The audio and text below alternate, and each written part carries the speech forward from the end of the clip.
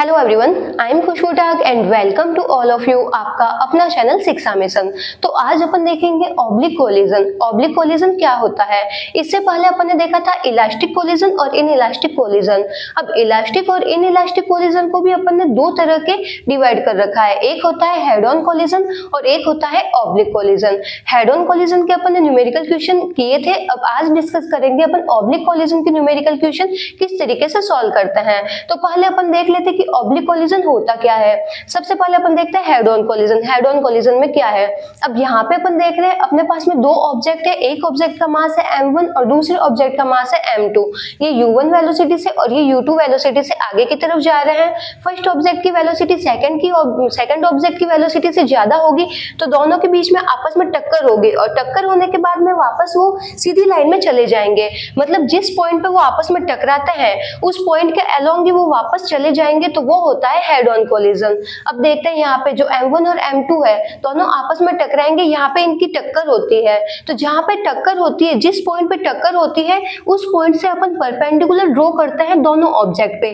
तो यहाँ पे और यहाँ पे दोनों साइड में जो अपन परपेंडिकुलर ड्रॉ करते हैं वो कॉमन परपेंडिकुलर ड्रॉ करते हैं, तो उसके अलोंग ही अपन को वापस इसकी फाइनल वेलोसिटी मिल रही है। यहाँ पे अपन देख रहे हैं अगर अपन कोई दो कंचे ले लेते हैं, एक कंचे को अपन दूसरे कंचे के पीछे फेंकते हैं तो दूसरा कंचा पहले से टकराएगा और टकराने के बाद वापस सीधा चला जाएगा, तो वो होता है हेड ऑन कोलिजन, जिसमें दो ऑब्जेक्ट आपस में टकराकर वापस सीधे चले जाते हैं।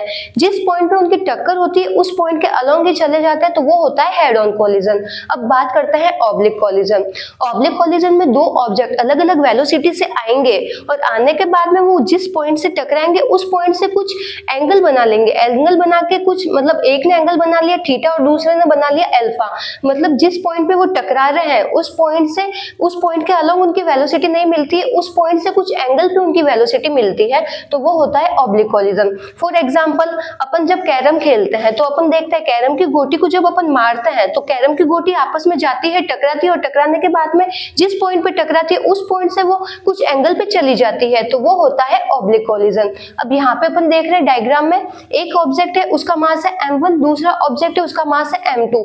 ये u1 वेलोसिटी और u2 वेलोसिटी से आगे की तरफ आ रहे हैं, दोनों के बीच में यहाँ पे टक्कर हुई और टक्कर होने के बाद में जो फर्स्ट ऑब्जेक्ट है ये सीधा चला गया और सेकंड ऑब्जेक्ट ये इधर चला गया।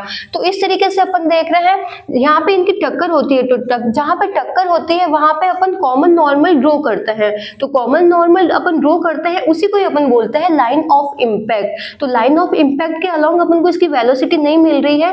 टक्कर होने के बाद में जो फर्स्ट ऑब्जेक्ट है ये v1 वेलोसिटी से इधर चला गया और सेकंड ऑब्जेक्ट v2 वेलोसिटी से इधर चला गया। तो अपन देख रहे हैं लाइन ऑफ इम्पैक्ट के अलोंग ये कुछ एंगल बना रहे हैं। तो फर्स्ट ऑब्जेक्ट को अपन कंसीडर कर लेंगे थीटा एंगल और सेकंड ऑब्जेक्ट को अपन कंसीडर कर लेंगे अल्फा एंगल। तो ये होता है ऑब्लिक कोलिजन। सीधा अगर बोले तो दो ऑब्जेक्ट जब आपस में टकराते हैं और वापस सीधे चले जाते हैं तो वो होता है हेड ऑन कोलिजन। और ऑब्लिक कोलिजन में दो ऑब्जेक्ट आपस में टकराएंगे और जिस पॉइंट पे टकराते हैं उस पॉइंट से कुछ एंगल बना के कुछ एंगल पे चले जाएंगे, तो वो होता है ऑब्लिक कोलिजन। अब अपन ने हेड ऑन कोलिजन के क्वेश्चन तो सॉल्व किए थे, अब आज देखेंगे अपन ऑब्लिक कोलिजन। ऑब्लिक कोलिजन के क्वेश्चन कैसे सॉल्व करेंगे?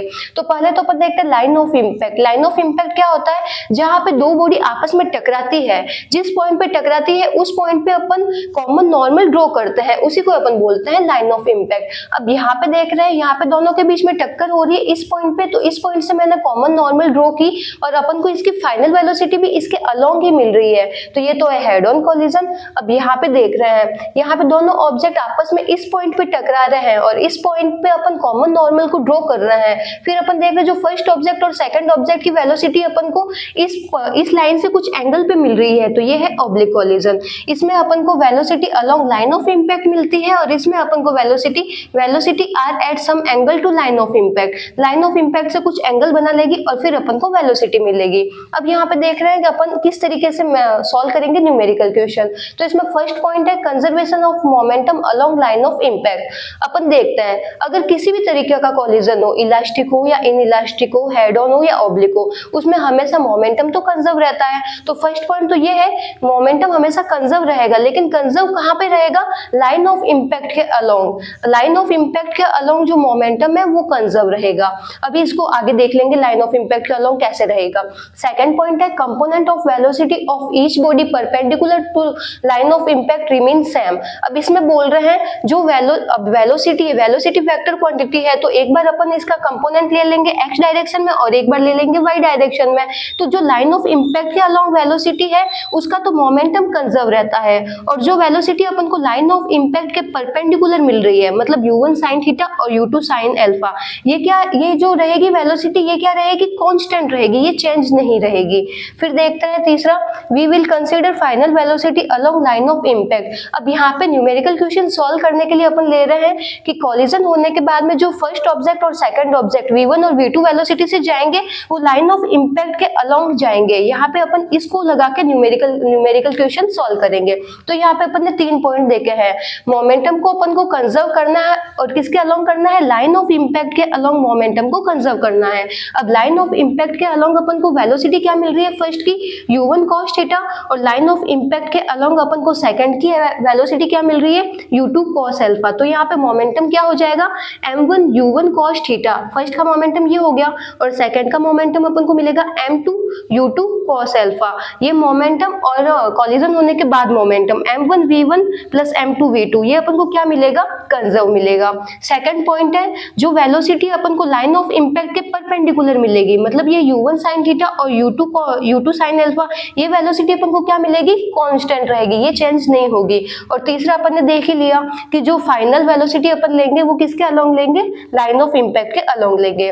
यहाँ पे अपन देख रहे हैं जो फर्स्ट ऑब्जेक्ट है उसका मास है m1 और u1 वेलोसिटी से आगे आ रहा है, सेकंड ऑब्जेक्ट है उसका मास है m2 और u2 वेलोसिटी से आगे आ रहा है। दोनों के बीच में टक्कर हुई, अपन मान लेते इस पॉइंट पे टक्कर हुई, तो जहां पे टक्कर होती है उस पॉइंट से अपन कॉमन नॉर्मल ड्रॉ करते हैं, वही अपन को मिलती है लाइन ऑफ इंपैक्ट। तो यहाँ पे अपन देख रहे हैं जो फर्स्ट ऑब्जेक्ट है ये u1 वेलोसिटी से आ रहा था और इनकी टक्कर होती है, लाइन ऑफ इंपैक्ट अपन को ये मिल रहा है। तो अपन इसका कंपोनेंट ले लेंगे लाइन ऑफ इंपैक्ट के अलोंग वेलोसिटी का, तो ये अपन को क्या मिला, ये एंगल बना रहा है थीटा, तो ये वाला अपन को कंपोनेंट मिला u1 cos थीटा, और ये वाला अपन को मिल जाएगा u1 sin थीटा। जिस साइड में एंगल होता है उस साइड में अपन लेते हैं cos थीटा।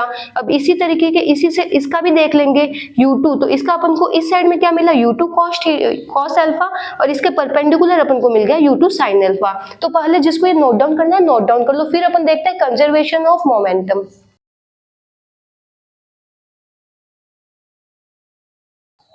अब यहाँ पे अपन देख रहे हैं कंजर्वेशन ऑफ मोमेंटम अपन को किस तरीके से अप्लाई करना है। तो पहले अपन देखते हैं फर्स्ट ऑब्जेक्ट का अपन को मोमेंटम क्या मिल रहा है। तो फर्स्ट ऑब्जेक्ट की वेलोसिटी अपन को लाइन ऑफ इंपैक्ट के अलोंग क्या मिल रही है, u1 cos थीटा, और सेकंड ऑब्जेक्ट की वेलोसिटी लाइन ऑफ इंपैक्ट के अलोंग अपन को मिल रही है mu2 cos अल्फा।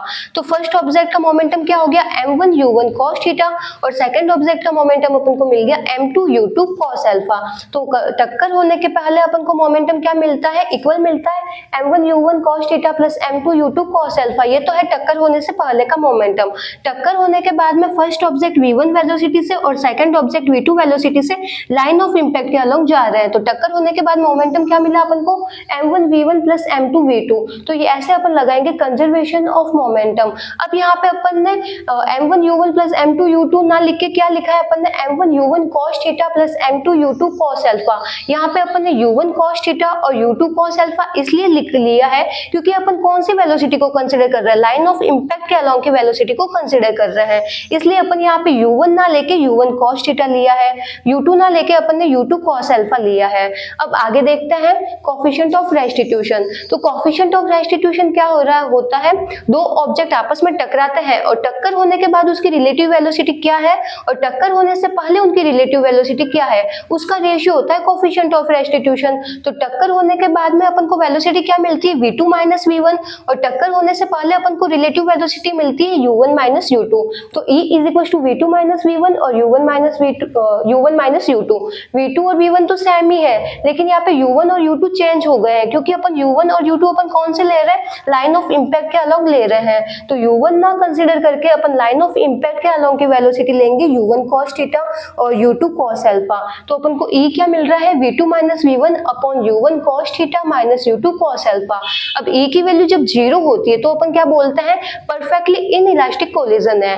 ए की वैल्यू जब 1 होती है तो अपन बोलते हैं परफेक्टली इलास्टिक कोलिजन है, मतलब उसमें किसी भी तरीके की काइनेटिक एनर्जी का लॉस नहीं हुआ है। और ए की वैल्यू जब 0 और 1 के बीच में होती है तो अपन बोलते हैं पार्शियली इलास्टिक पार्शियली इनइलास्टिक, मतलब कुछ तो इलास्टिक कोलिजन है और कुछ इनइलास्टिक कोलिजन भी है। इसको नोट डाउन कर लो, फिर इस पे बेस्ड न्यूमेरिकल क्वेश्चन डिस्कस करते हैं। और इसमें अपन ने एक चीज और देखी, लाइन ऑफ इम्पैक्ट के अलोंग की वेलोसिटी तो अपन कंसीडर करते हैं, और लाइन ऑफ इम्पैक्ट के परपेंडिकुलर जो वेलोसिटी होती है वो चेंज नहीं रहती है, वो कांस्टेंट रहती है। तो u1 sin थीटा और u2 sin अल्फा ये क्या रहेंगे, कांस्टेंट रहेंगे, ये चेंज नहीं रहेंगे। जिसको नोट डाउन करना नोट डाउन कर लो।